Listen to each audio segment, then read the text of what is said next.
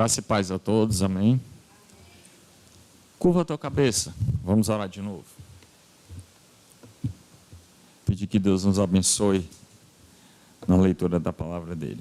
Amado Deus, mais uma vez estamos aqui diante de ti para meditar na tua palavra, meditar naquilo que o Senhor quer que a gente seja, naquilo que o Senhor quer que a gente faça. Meditar na tua verdade, para que a gente possa te adorar de fato, para que a gente possa servir a ti de fato. Guia os nossos corações, Senhor.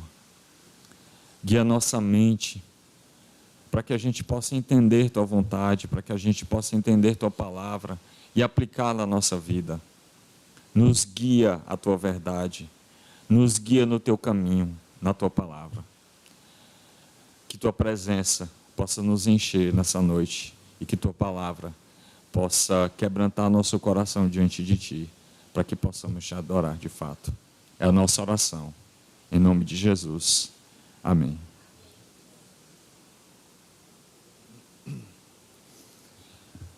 Bom, eu quero refletir com os irmãos essa noite no livro do profeta Miqueias, né? Qual é o meu propósito no livro? Como o livro é grande, né, eu quero fazer um panorama do livro e, com isso, tirar alguns pontos do que a gente vai ver e, óbvio, né, lições, né, para a gente. Então, meu propósito é analisar de forma geral, né, os capítulos de 1 a 7 do livro do profeta Miqueias. Então, desde já eu peço que você abra no capítulo 1. Deixa aberto aí. E vamos entender primeiro, né, qual o contexto, né, dessa profecia, ou qual é o contexto, vamos dizer assim, desses escritos do profeta, né? Acredito que a maioria, né, pelo menos deva conhecer a história dos reis de Israel, né? Tanto antes da divisão de tribos, quanto depois. E com isso a gente vê, vamos dizer assim, o desequilíbrio que havia, a perturbação, vamos colocar dessa forma, que havia nos reinados, tanto de Saul, quanto de Davi, isso antes da divisão de tribos e pós-divisão de tribos, né? Que continuou, né? 19 reis para cada lado, 19 reis para Israel e 19 reis para Judá. Todos os reinados, tanto de Judá como de Israel, tiveram, vamos dizer assim, problemas. Problemas de caráter espiritual e problemas de caráter social. Então, você tem reis justos, você tem reis ímpios, você tem períodos de alguns reinados, né, de extrema devoção a Deus, mas que parece que no meio desse reinado tudo cai, tudo desmorona e aí o povo se volta para a idolatria. Então você tem, vamos dizer assim, esse desequilíbrio como um todo, né? Vamos dizer assim, é nesse contexto aí de conflito, tanto religioso quanto político, que Miqueias surge. Miqueias está nesse ambiente aí conturbado, né? Ele é contemporâneo aí de Isaías, também de Oséias e de Amós. Ele vai, vamos dizer assim, presenciar o declínio também dos reinados de Judá. Como você vê aí, ele vai profetizar, aí no versículo 1, ele vai profetizar aí nos reinados de Jotão, de Acás e de Ezequias. E também tem como paralelo, né, obviamente, os reis aí de Israel, que seriam Pecaías, são os últimos reis, Pecaías, Peca e Oséias, né, que é o último rei de Israel. Então, é um contexto de, primeiro, perturbação, vamos dizer, caos, tanto político quanto religioso, e o detalhe, né? Profeta verdadeiro não era aceito. Porque profeta verdadeiro dizia o seguinte: se vocês não se arrependerem, Deus vai trazer juízo para a terra, as casas que vocês estão construindo aí vai ser destruída, o templo que vocês dizem que não vai ser destruído vai ficar em ruína, A terra de vocês vai ficar um monturo, literalmente. É isso que vai acontecer com vocês. Caos na terra, juízo, destruição na terra.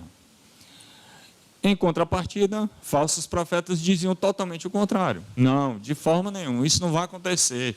Deus é o Deus de Israel, Deus é o Deus de Judá. Nós temos o templo aqui, templo do Senhor, templo do Senhor. Nada disso vai acontecer. Então é nesse ambiente totalmente oposto à palavra de Deus, totalmente oposto à verdade do que Deus queria para o povo, que surge Miqueias. O título da mensagem eu quero colocar como juízo e graça, né? Esse é o título da mensagem de hoje, né? Acompanhe, eu vou fazer o seguinte, a gente vai dividir a nossa mensagem em 3 partes. Eu vou colocar 4, mas a terceira parte eu vou pular ela devido ao tempo e a gente vai direto para a 4ª parte. A primeira parte que a gente vai ver, você vê aí dos versículos de 2 até o capítulo 11, capítulo 2, versículo 11. Capítulo 1, versículo 2, até o capítulo 2, versículo 11, que você tem aí tanto uma chamada, uma espécie de uma convocação geral que Deus faz para a nação, e isso vale tanto para Judá quanto para Israel. Então Deus chama essa nação para o juízo. Então está aí do capítulo 1, versículos de 2 até o capítulo 2, versículo 11. Essa é a primeira parte, a convocação que Deus faz às nações. A segunda parte, a gente vai ver o capítulo 3, de 1 a 12, né, que é uma espécie de pronunciamento também de juízo para os líderes do povo, né, para os líderes de Judá e também de Israel. Capítulo 3, versículos de 1 a 12. Já os capítulos de 4 a 5, que é o que eu vou pular, que constitui a nossa terceira parte, a gente vai ver a graça de Deus, mesmo diante de tamanho juízo, mesmo diante dessas ameaças que Deus faz ao povo. A 4ª e última parte, a gente vai ver aí, de novo, ele retorna ao mesmo assunto de juízo, capítulo 6, de 1 até o capítulo 7, versículo 5, você vê o juízo de Deus, mas o capítulo 7, versículo 19, encerra também com a graça. Então você tem juízo e graça. Juízo e graça. Muito bem, né? Então vamos lá. Capítulo 1, vamos para a primeira parte, que é essa convocação que Deus faz para uma espécie de julgamento, né? Para uma espécie de juízo. Olha o versículo 2. Ouvi todos os povos, prestem atenção, ó terra, e tudo o quanto nele há, e seja o Senhor Deus testemunha contra vós, o Senhor desde o seu santo templo. Então perceba, a profecia já começa de forma, vamos dizer assim, aterrorizante, né? Começa dizendo que Deus está chamando todos os povos para uma espécie de juízo. E aí, povos aqui, entenda, não somente Judá e Israel, mas todos os povos, inclusive também as nações gentílicas ou pagãs. E o interessante é que ele chama todos os povos e também tudo o que há na terra. Então, você imagina aqui, vamos dizer assim, toda a ordem natural, né? Como a gente sabe, por exemplo, Salmos 19, você vai ver que a natureza, ela anuncia o Criador. Então, é como se Deus dissesse assim, olha, vamos todo mundo aqui, eu quero reunir todo o meu povo aqui, com eles eu quero reunir todas as nações, também pagãs, toda a natureza para esse julgamento, para esse juízo. A grande pergunta é, tá, por que o povo pagão? Ou por que os gentios? Tendo em vista que os gentios não têm a lei que Judá e Israel têm. A resposta é aqui. A resposta é que, embora eles não tenham a lei, vocês lembram o que foi que Deus disse no Egito? Qual era o propósito da manifestação do poder dele? É para que o nome dele fosse conhecido de entre as outras nações. Não foi assim quando eles invadiram a terra de Jericó? O povo tudo amedrontado, porque eles já sabiam o que foi que Deus fez no Egito. Então, por que ele chama também essas outras nações para esse julgamento? Porque essas nações, embora não tenham a lei, sabem quem é Deus. Do mesmo jeito a criação, embora não fale, mas anuncia de forma silenciosa a obra de um Criador. O povo, Israel e Judá, também é chamado para esse julgamento. Por quê? Porque eles próprios são testemunha contra si mesmo. Por quê? Porque tem a lei. Sabem o que Deus quer. E mesmo assim não fazem o que Deus quer. Então é uma chamada, vamos dizer assim, universal. Tanto para Israel, quanto para os gentios, toda a terra, toda a nação, todo mundo diante desse julgamento. A grande pergunta é, qual é o motivo desse julgamento? É o que a gente vê aí dos versículos de 5 a 7. Ele vai explicar aí o porquê essa chamada universal para esse julgamento. Versículo 5. Tudo isso, ou seja, toda essa convocação, tudo isso ocorre por causa da transgressão de Jacó e dos pecados da casa de Israel. Que pecados são esses? Lá no finalzinho do versículo 7 explica: idolatria, prostituição cultural. O povo se volta para os ídolos. Com isso, práticas imorais na terra, práticas que Deus abomina. A idolatria, ela, além de ter essas práticas de imoralidade, ela também era mal. Então você imagina você pegar seu próprio filho e queimar no fogo. A idolatria também envolvia isso. Fora, óbvio, isso era prejudicial, porque isso alienava mais ainda o povo de Deus. Deus não queria ídolos, Deus queria ser o único na vida deles. Diferente do que a gente ouve hoje, Deus não é um Deus inclusivista que aceita tudo. Deus ele escolheu um povo para ele, do jeito que ele quer, de acordo com a lei dele. Era isso que Deus exigia do seu povo. E era exatamente o contrário que o povo estava fazendo. Então, qual é o motivo de toda essa convocação, de todo esse julgamento? O povo está na idolatria. O povo está adorando outros deuses, o povo está fazendo o que é mal na terra, está se prostituindo de forma cultural na terra. E, como eu disse, envolvia perversidades e maldades até mesmo com crianças. Qual é o resultado disso? Ele vai explicar no capítulo 2. Capítulo 2, versículo... Deixa eu colocar aqui. Perdão, capítulo 1 ainda, Isso, capítulo 1, versículo 16. Até o capítulo 2, ele vai descrever qual é o resultado disso. O resultado é cativeiro. Essa chamada aí, para essa convocação, porque o povo está na idolatria, porque o povo está fazendo o que é errado diante de Deus, o resultado de tudo isso é cativeiro. O capítulo 2 inteiro vai descrever isso. Tanto o cativeiro assírio, como no caso Israel vai posteriormente, quanto o cativeiro babilônico, que implica Judá. Esse é o resultado desse julgamento, o resultado então desse juízo que Deus vai trazer sobre a idolatria do povo. E mais uma vez, como é terrível.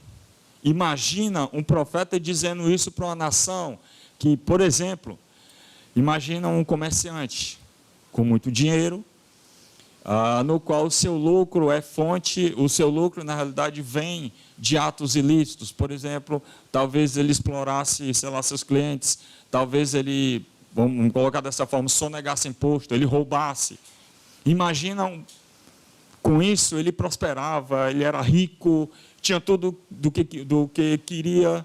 Agora imagina um profeta chegando diante dele e dizendo: você está errado, você tem que abandonar tudo isso. E com o abandono disso, traria obviamente ruína para os seus negócios. Imagina se esse comerciante rico iria aceitar o que o profeta estava falando. Por quê? Porque do outro lado tinha um falso profeta dizendo: não, está tudo bem, o importante é você ir para o templo. O importante é, como é que ele dizia? Templo do Senhor, Isso aqui não vai acontecer, porque vocês são povos de Deus. Então perceba, existia o falso profeta, existia o verdadeiro. O falso profeta adivinhava por dinheiro, o falso profeta tinha visões por dinheiro. É a mesma coisa, por exemplo, você liga uma televisão hoje, o cara promete bênção se você pagar. O cara promete, por exemplo, cura de uma enfermidade se você pagar. É a mesma coisa de hoje. Só que não termina por aí. Então perceba.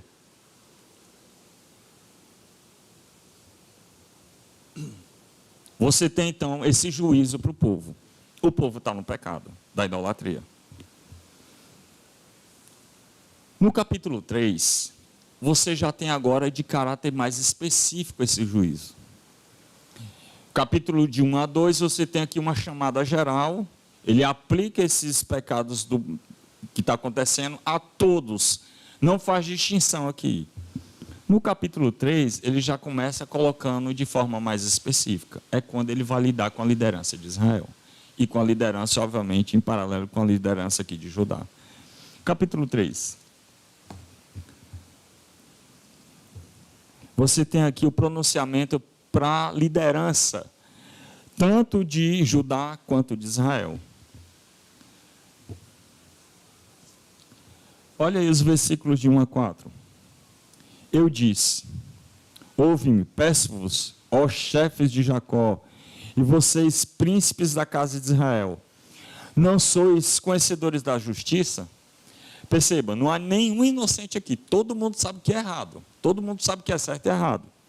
Versículo 2: vocês que detestam o bem e amam o mal, que arrancam a pele deles e a carne dos seus ossos, que também comem a carne do meu povo e lhes arrancam a pele, e lhes esmagam os ossos e os repartis em pedaços, como para panela e como carne dentro do caldeirão.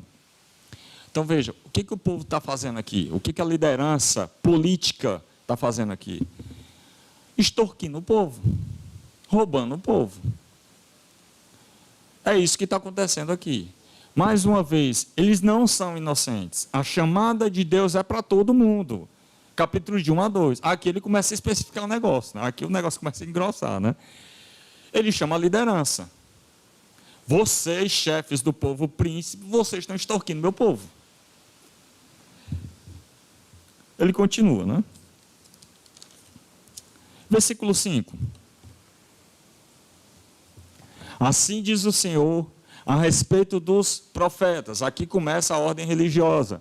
Dos profetas que induzem o meu povo ao erro e clamam. Preste atenção. Paz, enquanto tem que comer. Mas proclamam guerra contra aqueles que não lhe dão de comer. Então imagina o seguinte. Imagina um falso profeta, né, chegando diante, sei lá, de um comerciante, e o comerciante pede, né, para que ele fale de Deus para ele, só que ele cobra por isso. E o comerciante, não tenho dinheiro, não vou lhe dar dinheiro ou não tenho dinheiro. Estou dando um exemplo aqui. Provavelmente o que ele fazia era amaldiçoar o cara. Quando não profetizava. Imagina isso. Ou seja, a profecia aqui, o ministério profético aqui, tanto de sacerdotes como de profetas, de adivinhos, videntes, né, que é outras expressões que vão aparecer, era mediante paga. Era, vamos dizer assim, simonia aqui, né? Você pagava pela sua bênção. É a mesma coisa o que a gente vê hoje. Liga a tua televisão. Como tem alguém lá cobrando pela uma bênção, como tem alguém lá cobrando pela vitória. É a mesma coisa, não mudou nada. E aqui, para citar, por exemplo, um filósofo que eu gosto, Alberto Camus, né, que ele diz que praticamente as coisas que acontecem no mundo é como se fosse um eterno retorno. Tudo se repete. E é exatamente isso. Tudo se repete. A diferença é que hoje é mais modernizado. Versículo 7. Os videntes, percebe, ele continua aqui na ordem religiosa. Os videntes se envergonharão, os adivinhadores se confundirão. Todos eles cobrirão os lábios, porque não haverá resposta de Deus para eles. O juízo de Deus para eles é: eu não vou falar mais nada. Vocês vão cair por suas próprias palavras. Só que eles continuam profetizando, continuam sonhando, sem que Deus tenha falado nada, em troca do dinheiro, em troca do lucro.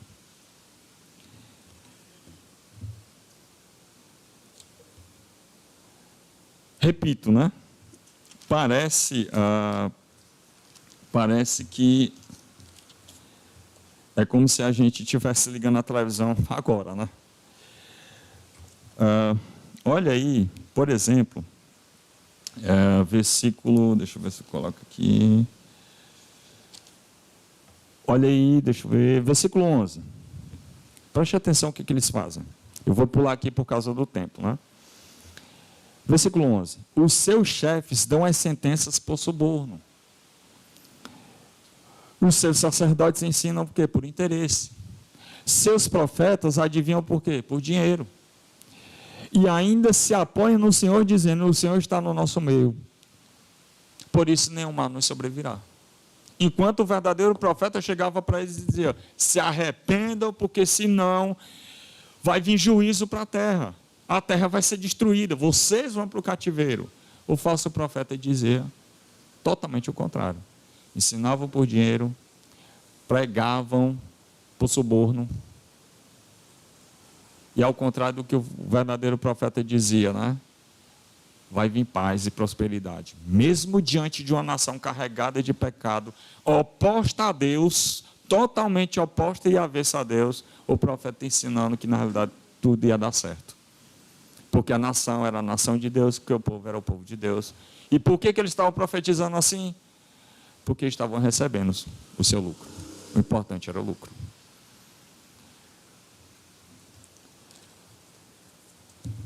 Só que não para por aqui, né? Eu quero pular os capítulos de 4 a 5, que lidam com a graça de Deus, né? O que vai acontecer? Deus então profere esses juízos, capítulos de 1 a 2, geral. Deus chama a liderança da nação, diz que eles estão no pecado por fazerem isso, mas mesmo diante de tamanha aversão a Deus devido ao pecado, Deus ainda pronuncia graça para esse povo. Deus diz que vai levar eles para o cativeiro, mas também promete o retorno deles, capítulos de 4 a 5. Deus ainda assim é gracioso e misericordioso com o povo, mesmo diante do pecado. O que Deus quer da nação, é o que a gente vai ver, é arrependimento. É voltar-se para Ele e deixar os ídolos, deixar a corrupção da terra. Aqui eu quero entrar na quarta parte da mensagem. A quarta parte está no capítulo 6. É onde eu vou me deter um pouquinho mais. Por isso que eu dei uma corrida aqui. Então, só recapitulando. Você tem uma chamada geral para a nação inteira, para as outras nações testemunharem contra a própria nação de Deus que eles estão no pecado. E eles mesmos são chamados a testemunhar contra si mesmos, porque tem a lei. E também a sua liderança também que está corrompida. O capítulo 6, eu diria que ele é até engraçado, né? Porque era uma espécie de diálogo, né? Eu vou dividir ele aqui em 3 partes, né? Ou 3 perguntas, né? Que às vezes até é engraçado, né? E que também diz respeito, vamos dizer assim, à cara de pau, né? O que o pecado faz com a gente, né? O pecado nos torna cara de pau, né? Cara de madeira, né? Só falta óleo de peroba, né? Para passar na cara, né? Vamos lá, capítulo 6. O capítulo 6, eu vou dividir ele em 3 perguntas. A primeira pergunta é a seguinte. Versículo 3. Essa aqui é a primeira parte, a primeira pergunta. Versículo 3. Diz assim: ó povo meu, que é que te fiz? Em que te ofendi? Responde-me. Pronto, vamos parar aqui, né? A minha tradução aqui é um pouco pesada, né? Mas se você, por exemplo, está numa tradução mais atual, Deus está perguntando o seguinte: eu errei em quê? Eu errei em quê com vocês? Ou, em outra tradução, você vai ter, por exemplo, a Bíblia textual, né? Diz assim: Eu sobrecarreguei vocês em quê? A pergunta de Deus é: eu errei com vocês em quê? Em que foi que eu errei? O que está acontecendo aqui? Lembre que os falsos profetas estão ensinando por dinheiro. Os falsos profetas estão profetizando paz na terra enquanto há guerra. Profetizando que o templo não vai ser destruído, que tudo vai dar certo. E o verdadeiro profeta está dizendo que não, vai dar tudo errado, vocês vão para o cativeiro, se arrependam. O que está acontecendo? Provavelmente, diante dessas profecias dos verdadeiros profetas, incluindo aqui Miqueias, o povo está achando que Deus está sendo muito duro com eles. Então parece que o povo está dizendo para Deus que Deus está sobrecarregando eles com esse tipo de mensagem dura. Deus está sendo muito duro com o povo. Tudo indica que seja isso que o povo está dizendo para Deus. Porque a pergunta de Deus expressa exatamente isso. Em que eu estou sobrecarregando vocês? Em que eu estou deixando vocês desgastados? Que também é uma outra tradução. O que foi que eu fiz de errado com vocês? Então perceba como o pecado nos deixa cínicos. O povo se volta para Deus diante das profecias pesadas que é de Miqueias, de Jeremias, de Isaías, de Amós e de tantos outros e diz: o Senhor está sendo muito duro conosco.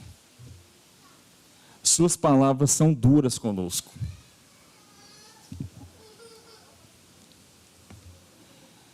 Agora, olha o que Deus vai dizer para o povo. Mais uma vez, essa é a primeira pergunta que Deus faz. Eu errei com vocês em quê? Agora, olha o que Deus vai dizer, versículos de 4 a 5. Olha a resposta de Deus, né? Para essa indagação que o povo faz, né? Versículo 4. Eu te tirei da terra do Egito, te resgatei da casa da escravidão, e enviei Moisés e Arão, Miriam, diante de ti. Povo meu, lembra-te agora da consulta de Balaque, rei de Moabe, e do que lhe respondeu Balaão, filho de Beor, e do que aconteceu desde Sitim até Gilgal, para que reconheças os atos de justiça do Senhor. Perceba, eles estão reclamando que Deus está sendo duro com eles. E aí Deus diz assim: tá, eu estou sobrecarregando vocês em quê? Eu tirei vocês da terra do Egito, eu guiei vocês no deserto.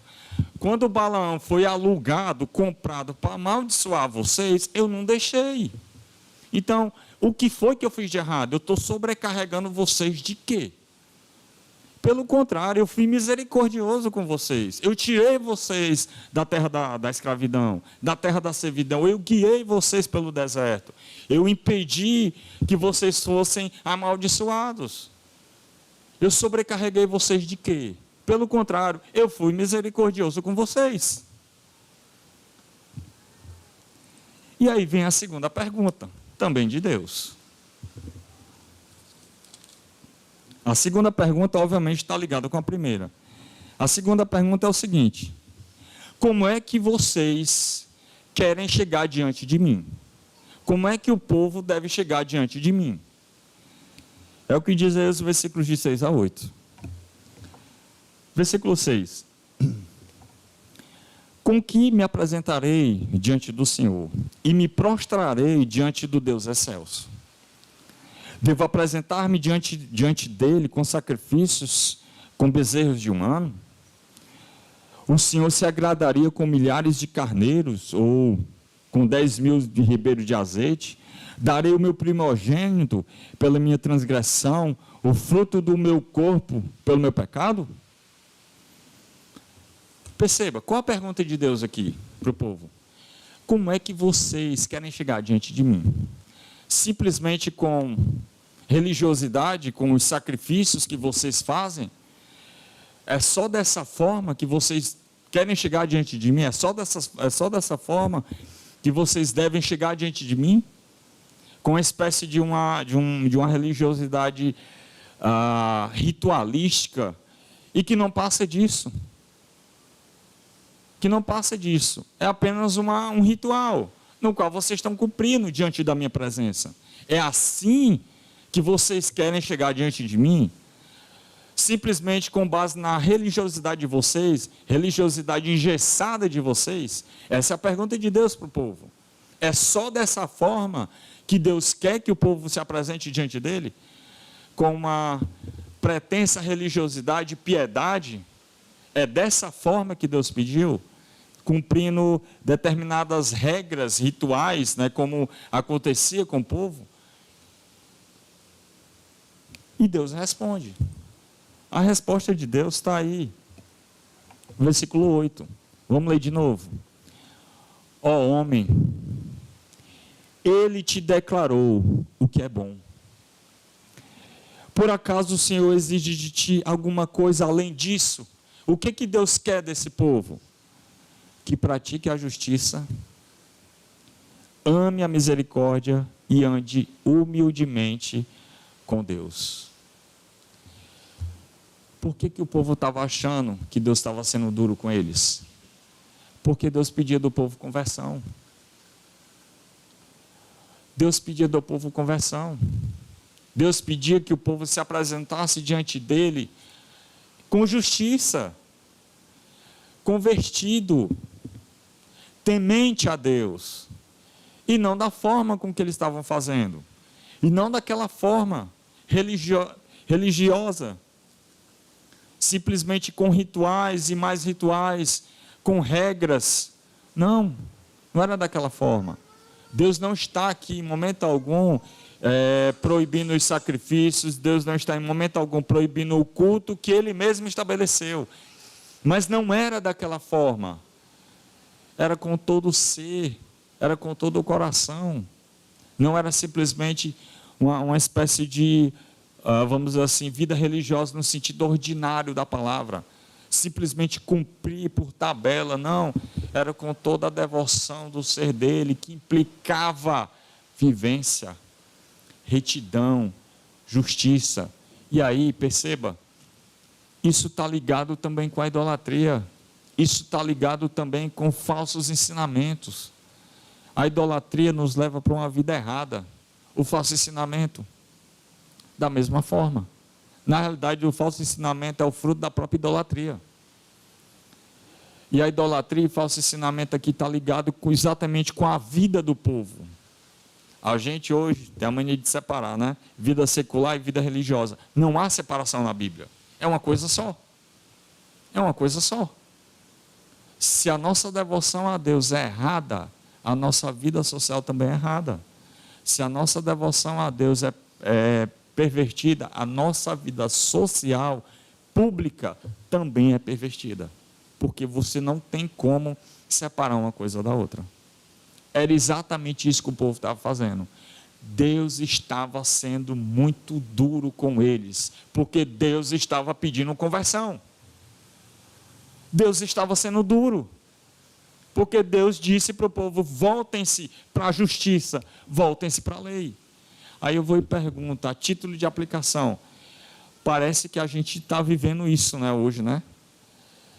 Ou, aliás, a gente vive isso, né? Só como eu disse, de uma forma mais moderna, né? É alguém que, por exemplo, aponta o pecado. Aliás, nós não, a Bíblia, a palavra de Deus aponta o pecado. Qual é a primeira palavra que a gente ouve? Não julgue, porque Deus nos aceita, Deus nos ama, e não é bem assim. Deus aceita a gente do jeito que a gente é. Era exatamente isso que esses falsos mestres ensinavam. E não era assim.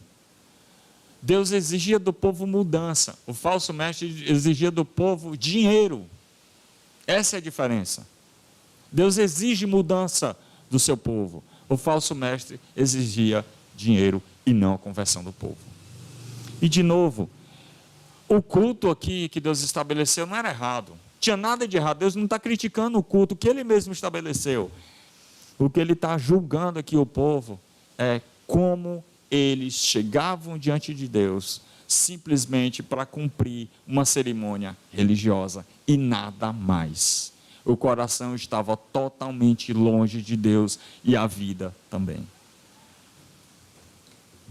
Então, por isso, da pergunta de Deus: A primeira pergunta de Deus: eu errei com vocês em quê? A única coisa que eu estou pedindo a vocês é conversão. Só que não para por aí, né? Vem a terceira pergunta, né? A terceira pergunta está aí, versículos de 10 a 16.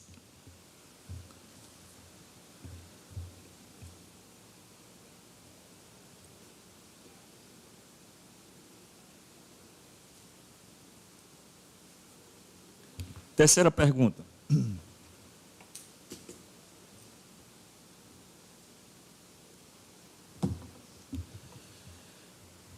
Diz assim, versículo 10. Por acaso ainda há tesouros de impiedade na casa do ímpio? E o efa falsificado, que é detestável? Poderia eu inocentar aquele que tem balanças enganosas e uma bolsa de pesos enganosos? 12.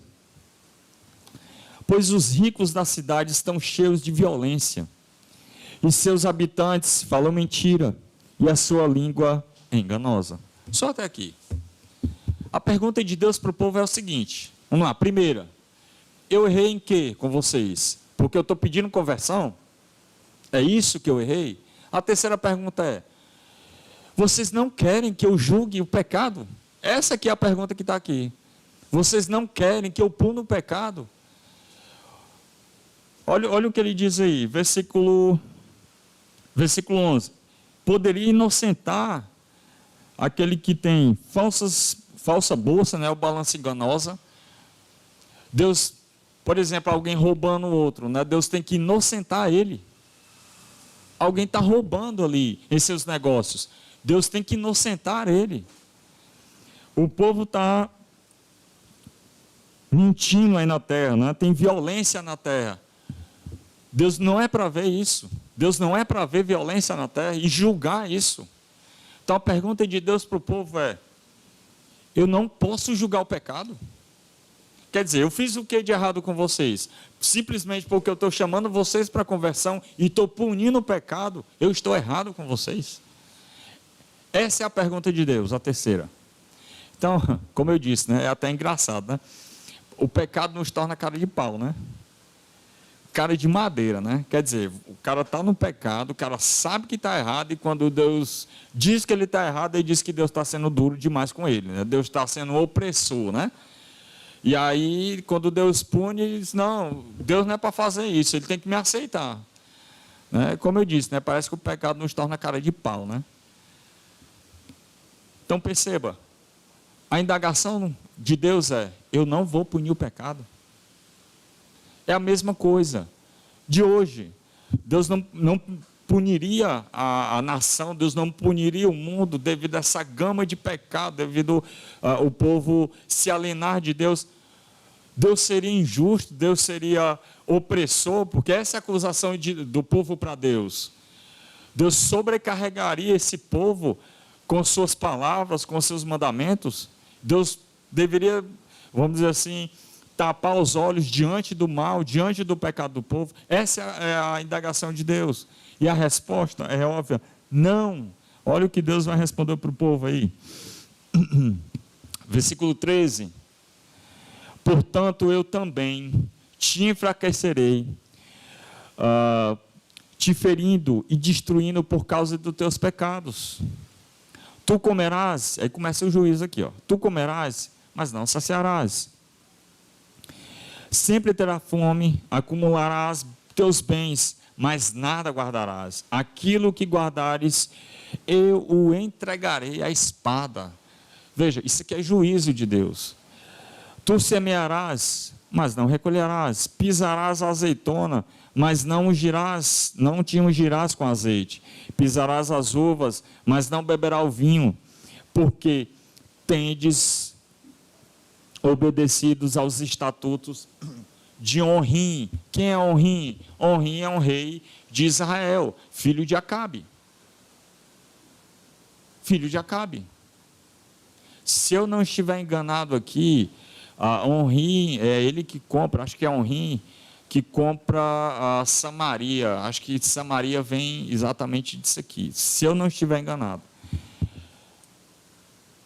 porque tem desobedecido aos estatutos de Onri e todas as obras da casa de Acabe, e andais nos conselhos deles. Portanto, farei de vós uma ruína, e dos vossos habitantes um desprezo. Assim, trarei sobre vós a vergonha do meu povo. A resposta de Deus para o povo é: eu vou trazer juízo. E aqui é cativeiro babilônico e assírio. O povo vai ficar em ruína. O povo desobedeceu a Deus e na cara dura, né, diz que Deus está sendo duro demais, injusto porque está julgando o pecado, e Deus tem que aceitar eles do jeito que eles é. A resposta de Deus para o povo é: eu vou trazer juízo sobre vocês. As riquezas de vocês, outros vão vir e vão tomá-las para si. A terra de vocês vão ficar em ruínas. Repito, tanto serve para Israel quanto para Judá. Esse é o resultado do pecado do povo. Capítulo 7. O capítulo 7, ele vai começar aí, em vista, né, desse juízo iminente que Deus profere para o povo. Como eu disse, futuramente cativeiro assírio e cativeiro babilônico. Você tem aí a segunda lamentação do profeta, diante do pecado do povo.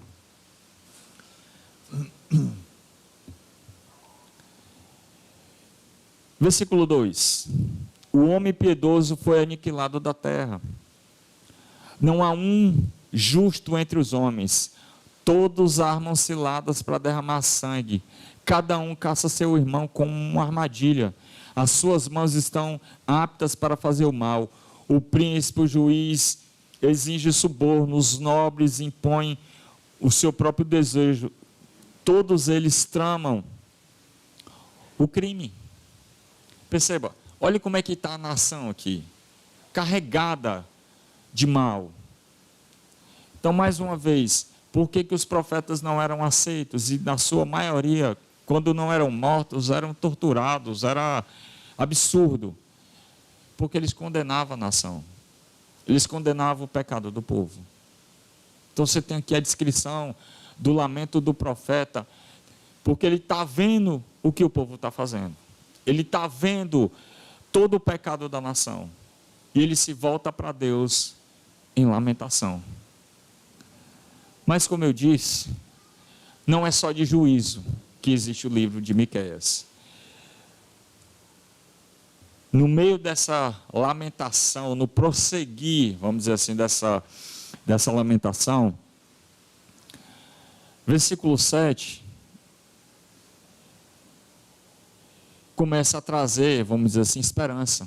O profeta mesmo diante do pecado da nação, e o interessante, né, que ele próprio se coloca também como pecador, porque ele sabe que ele está entre o povo, né? A semelhança, por exemplo, de Neemias, né? Acho que é Neemias ou é Esdras, acho que é Neemias, quando ele faz aquela oração, quando ele ele retorna, né, para Jerusalém, que ele se coloca do mesmo jeito como pecador, assim como o povo, né? Versículo 7. Eu, porém, confiarei no Senhor, esperarei no Deus da minha salvação, o meu Deus me ouvirá. Aqui começa a graça. Veja, Deus diz para o povo: vocês vão para o cativeiro, tanto assírico como babilônico. Mas mesmo assim, Deus vai trazer esse povo de novo, e o profeta, diante da sua lamentação, diante de tamanha maldade no qual ele vê, diante da nação, ele diz ainda que confia em Deus. Deus ainda ouvirá, Deus ainda o salvará. Versículo 18, para a gente encerrar, né? Versículo 18. Quem é Deus semelhante a ti, que perdoa a maldade e te esquece da transgressão do remanescente da tua herança? O Senhor não retém sua ira para sempre, porque Ele tem prazer na misericórdia, tornará a ter compaixão de nós, pisará nossas maldades.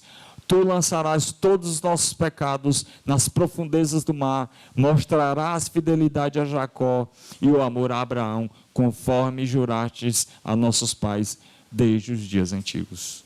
Então perceba, ele começa o livro com juízo, mas encerra o livro com graça.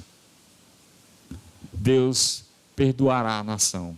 E óbvio, essa profecia que tanto diz respeito ao cativeiro, o retorno do cativeiro babilônico, quanto à vinda do Messias, quanto à vinda de Jesus. Deus perdoa o seu povo. Deus é um Deus que julga o pecado, mas também é um Deus que perdoa a transgressão. Nós temos a prova completa disso, né? Cabal disso, que é a vinda do Messias, a vinda do nosso Salvador e Senhor Jesus Cristo, que nos perdoou. A semelhança de Israel e de Judá, nós também somos assim. Nós também somos assim. A semelhança do povo, desobedecemos a Deus, somos idólatras, somos cara de madeira às vezes, mas nos voltamos para Deus em adoração e Deus nos perdoa. Temos a esperança, porque Ele enviou seu Filho Jesus para morrer na cruz por nós. E nossos pecados, como Ele diz, não serão lembrados, serão perdoados. A grande pergunta é, em meio a tudo isso, né? Esse panorama geral, né, do que a gente viu, né? Vamos tirar aqui algumas lições, né? O que a gente pode aprender, né, disso, né? A primeira delas, né, é óbvio, Deus é justo. Deus não é conivente com o pecado. Não adianta a gente achar, né, segundo a pós-modernidade, que Deus ele é inclusivo, né, que Ele aceita tudo, né, Ele te aceita do jeito que você está, que o importante é seu coração, não é? Então, é isso aí, não tem problema, né? E não, Deus é justo. O que Ele quer do povo é arrependimento. E arrependimento inclui doer. Arrependimento dói. Porque nos fere, nos machuca, porque tira o que é amargo da gente, tira vamos dizer assim, um pedaço do nosso coração sombrio, né? Vai ser bem agostiniano agora, né? Deus quer a nossa conversão. Deus quer a nossa conversão. Deus é justo. Segundo, o problema da idolatria. A idolatria, ela, além de ser perniciosa, né, para a nossa vida em sociedade, né, como eu disse, envolvia práticas de imoralidade sexuais, né, a morte de crianças queimadas no fogo, e também envolve outros crimes na terra. A idolatria também está ligada também com crimes. Por quê? Né? Como assim? Né? Perceba, se você adora um Deus falso, o que vai acontecer com você? Você vai viver de qualquer forma. Você vai viver segundo os seus desejos, segundo a sua cobiça, segundo o seu mal. Você vai fazer exatamente o que você quer. E aí nos leva também à questão da falsa profecia, do falso profeta, porque ele vai alimentar seu coração, ele vai alimentar nosso pecado. O falso profeta, a idolatria, ela alimenta nosso pecado, ela alimenta nosso desejo mais sombrio, mais depravado que tem, nossos vícios e taras que existem no nosso coração. A idolatria e falso profeta alimenta isso. É por isso que, por exemplo, Deuteronômio, acho que é 4, Deuteronômio 4, Deus quando aparece para o povo no Monte Sinai, Deus ele não mostra forma nenhuma. Acho que é Deuteronômio 4, 16, se eu não estiver enganado. Ele não mostra forma nenhuma. E ele diz por quê, né? Ele não mostra forma nenhuma, o que é para o povo não copiar. Não é para fazer imagem, seja no que tenha na terra, no céu, debaixo da terra. Não, ele não quer imagem, ele não quer representação dele. É por isso que ele não apresentou forma quando ele apareceu no Sinai. Ele não quer, ele quer exclusividade para ele.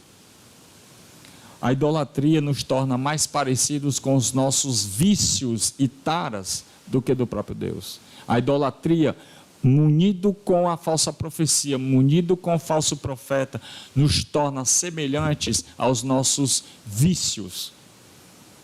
É isso que nos faz a idolatria. Por isso que é tão pernicioso, por isso que é tão avesso a Deus, e Deus não quer isso do seu povo. Terceiro e óbvio, né? Falso profeta, falso líder. O cuidado que a gente deve ter em acreditar em falso profeta. O falso profeta alimenta o nosso pecado. Ele é a gasolina, né, do nosso pecado. Ele é o que dá a forma ao nosso mal. Então, por isso que a gente deve ter, obviamente, cuidado com ele. E por último, óbvio, graça de Deus, né? Deus, mesmo diante do pecado do povo, diz que vai julgar o povo, mas também diz que vai salvá-lo, diz que vai restaurá-lo. E a prova disso, óbvia, é Jesus Cristo ter morrido na cruz e ressuscitado para nos guiar a Deus e para que a gente possa viver uma vida santa diante dele. Amém? Amém, né? Vamos ficar de pé, vamos orar. Que Deus possa nos dar graça, né? Para servi-lo, para obedecê-lo.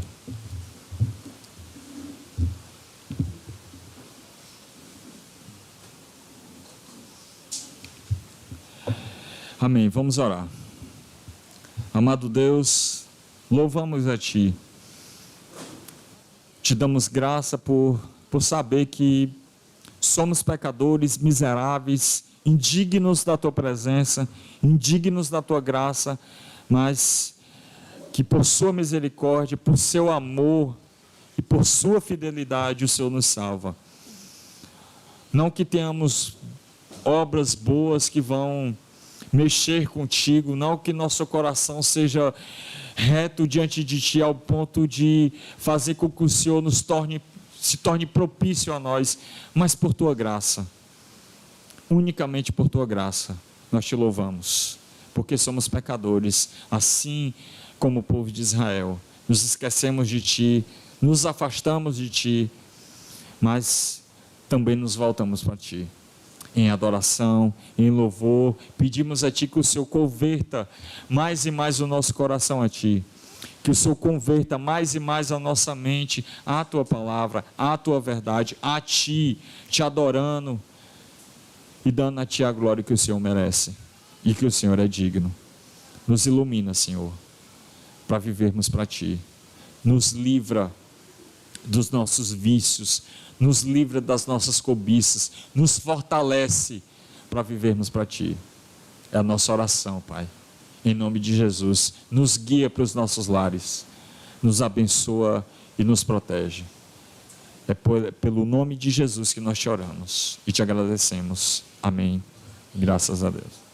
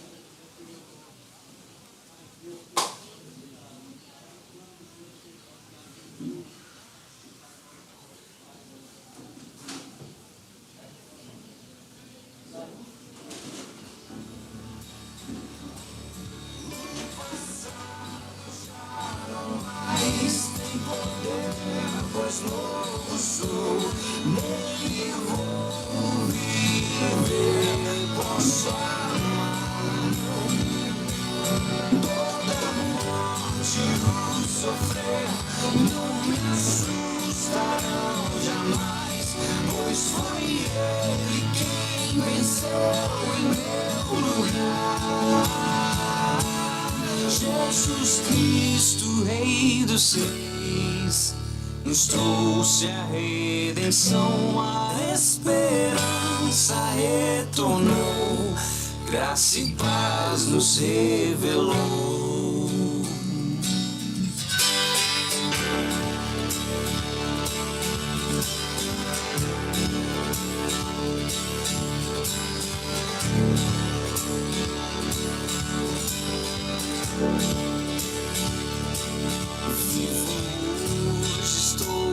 Aqui, pois ele decidiu me amar, e então eu posso livre andar.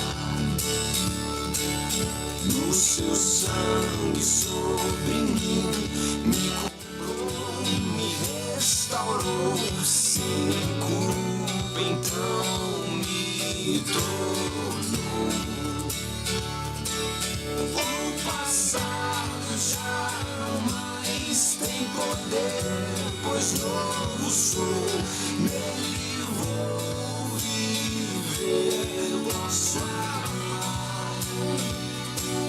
Toda morte o sofrer não me assustarão jamais, pois foi ele quem venceu em meu lugar. Tudo entregar, vou me render aos seus pés, vou me lançar. Tudo entregar, vou me render aos seus pés, vou me lançar. Tudo entregar, vou me render aos seus pés, vou me lançar. Tudo entregar, vou me render aos seus pés, vou me lançar. Tudo entregar, vou me render aos seus pés, vou me lançar. Tudo entregar, vou me render aos seus pés, vou me lançar. O passado já não mais tem poder, pois novo sou, nele vou viver, posso amar. Toda morte e o sofrer não me assustarão jamais, pois foi ele quem venceu em meu lugar.